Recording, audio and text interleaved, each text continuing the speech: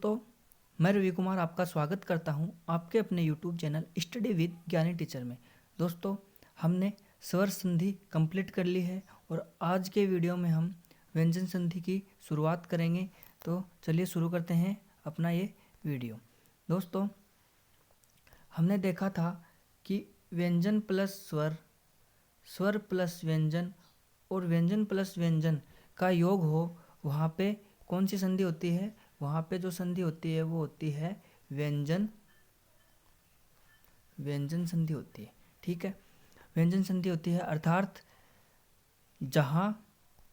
जहाँ पे व्यंजन और स्वर के परस्पर योग को व्यंजन संधि कहते हैं।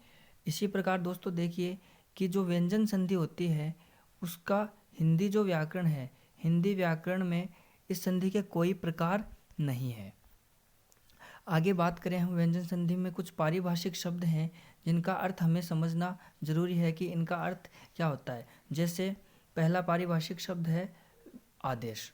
आदेश का मतलब है कि किसी वर्ण को बदलकर उसके स्थान पर दूसरा वर्ण लिख देना। आदेश का क्या मतलब है कि वर्ण को बदलकर उसके स्थान पर दूसरा वर्ण लिख देना। जैसे देखिए अभिषेक में ये जो श है, ये जो स है, कौन सा स? दंत्य स।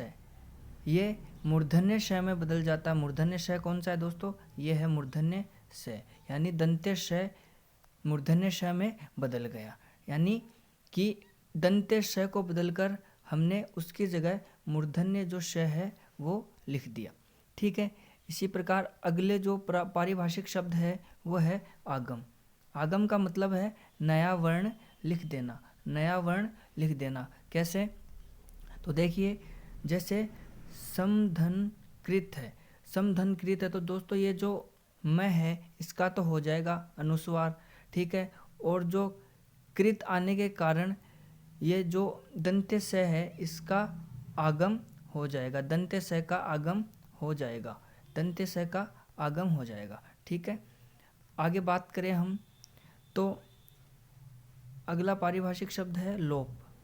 लोप का क्या मतलब है? यानी किसी वर्ण का लोप कर देना या किसी वर्ण को हटा देना।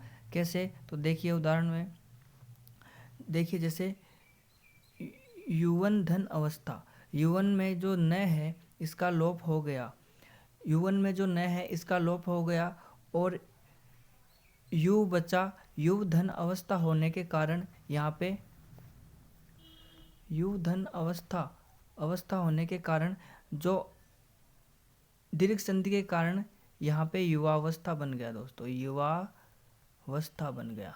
क्या बन गया? युवावस्था बन गया। ठीक है, आगे हम बात करेंगे व्यंजन संधि के नियमों की। और तो इसमें पहला नियम है हमारा, पहला नियम क्या है दोस्तों? पहला नियम है कि क, च, ट, त तथा प के बाद में किसी भी स्वर का, किसी भी वर्ग का तीसरा चौथा अक्षर य, र, ल, व, है और सभी स्वर, यानी कोई भी आए, यानी तीसरा चौथा अक्षर या य, र, ल, व, है या सभी स्वर में से कोई भी आए तो जो क, च, ट, त, प है ये क्रम से ग, ज, ड, द, ब में परिवर्तित हो जाते हैं। कैसे होते हैं दोस्तों? यानी हम सीधा सा समझे तो पहला वर्ण होगा, उसके बाद में तीसरा चौथा हो या य, र, ल, व, है या सभी स्वर, यानी कोई भी स्वर हो तो ये जो पहला वर्ण होता है ये तीसरे वर्ण में बदल जाता है। ठीक है, कैसे बदलता है? तो देखिए कि क के स्थान पे ग हो जाना, क के स्थान पे ग हो जाना। तो इसमें देखिए दोस्तों वाक धन ईश में देखना क के स्थान पे ग हो गया। ठीक है, इसी प्रकार इस दिक धन गज में देखिए क के स्थान पर ग हो गया और दिग्गज बन गया। इसी प्रकार दिक धन अंबर दिगंबर हो गया, वाक धन ईश्वर वागेश्वर हो गया। ठीक है, आगे देखें तो च के स्थान पे जय हो जाना। जय हो जाना का मतलब कैसे होता है ये देखिए, यानी च देखना अच धन आदि, क्या है अच धन आदि, तो च की जगह क्या हो गया दोस्तों, च की जगह क्या हो गया, जय हो गया। जय होने के कारण ये क्या बन गया, आज़ादी। ठीक है, इसी प्रकार ये हो गया अजंत हो गया, अच धन अंत। अब आगे बात करें ट के स्थान पर ड हो जाना, यानी ट भी पहला ट वर्ग का जो पहला अक्षर ट है तो उसके स्थान पे ट वर्ग का ड यानी तीसरा अक्षर हो जाना। कैसे होता है तो देखिए कि सट धन आनंद, सट धन आनंद, तो ये हो गया सडानन। सट धन अंग, ये हो गया सडंग। इसी प्रकार से ये हो गया सट धन राग, सड़ाग, सडराग। सट धन विकार, सड विकार। ठीक है दोस्तों, आगे चलते हैं। आगे इसी प्रकार से हम देखें तो तय के स्थान पे द का होना, तय के स्थान पे द का होना कैसे होगा देखिए, जैसे जगत धन ईश, जगदीश। सत धन आचरण, सदाचरण। जगत धन अम्बा, जगदम्बा। सत धन आशय, सदाशय। कैसे होगा देखिए दोस्तों, तो जैसे हम मानते हैं जगत, जगत, जगत धन ईश, ये पहला वर्ण है, पहला वर्ण है दोस्तों। पहला वर्ण होने के कारण ये किस में बदल जाएगा, द में। द हलंत है और इसमें ई की मात्रा मिलेगी तो ये दी हो जाएगा और ये बन जाएगा जय ग दी श। क्या बन जाएगा दोस्तों, जगदीश बन जाएगा। इस तरीके से हुआ। इसी प्रकार हम देखें कि प के स्थान पे ब का होना, प के स्थान पर ब कैसे होता है, जैसे एक उदाहरण है तिप धन आदि, तो ये हो जाएगा तिपा, तिबादी। अप धन जात, अपजात हो गया। सुप धन आदि, सुबादी हो गया। सुप धन अंत, सुबंत हो गया। ठीक है, कैसे होता है तो देखिए, यह है मान लीजिए हमारे पास तिप, तिप धन आदि, आदि। शर्त क्या है कि इधर या तो तीसरा चौथा वर्ड आएगा प्लस के बाद में, या तो तीसरा चौथा आएगा, या ये र ल व है आएगा, या स्वर आएगा। तो यहाँ पे स्वर आ रहा है और यहाँ पे पहला अक्षर है, वर्ग का पहला अक्षर है, तो ये किस में बदल जाएगा, तीसरे में। तीसरा प वर्ग का तीसरा कौन सा होता है, ब, इसलिए ब हो गया। और आदि का आ की मात्रा इसमें लग जाएगी तो बा हो जाएगा, तो ती बा दी। इस प्रकार से तिबादी बन जाएगा। चलते हैं अगले नियम की ओर। और अगला हमारा नियम है, यदि यदि हलंत द के बाद, हलंत द के बाद क त थ प स हो तो संधि करते समय द के स्थान पे त हो जाता है।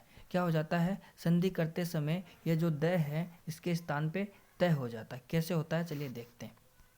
पहला तो हमारा नियम क्या है ये देख लीजिए, ये है त द के बाद में क थ प स आए तो त के स्थान पे द के स्थान पे त हो जाता है। अब उदाहरण देखिए दोस्तों, ये है उद धन तीर्ण, उद धन तीर्ण है तो इस द के स्थान पे क्या हो जाएगा, त आ जाएगा। त आने के कारण, क्योंकि बाद में क्या आ रहा है देखिए, बाद में क्या आ रहा है, त आ रहा है, त ही आ रहा है ना, देखना दोस्तों त आ रहा है, तो ये जो द है त में बदल जाएगा, तो शब्द बन जाएगा हमारा उत्तीर्ण। ठीक है, इसी प्रकार से हम देखें तो उद धन तम, यानी द के बाद में त आ रहा है तो द का क्या बन जाएगा, हलंत त बन जाएगा और उत्तम शब्द हमारा बन जाएगा।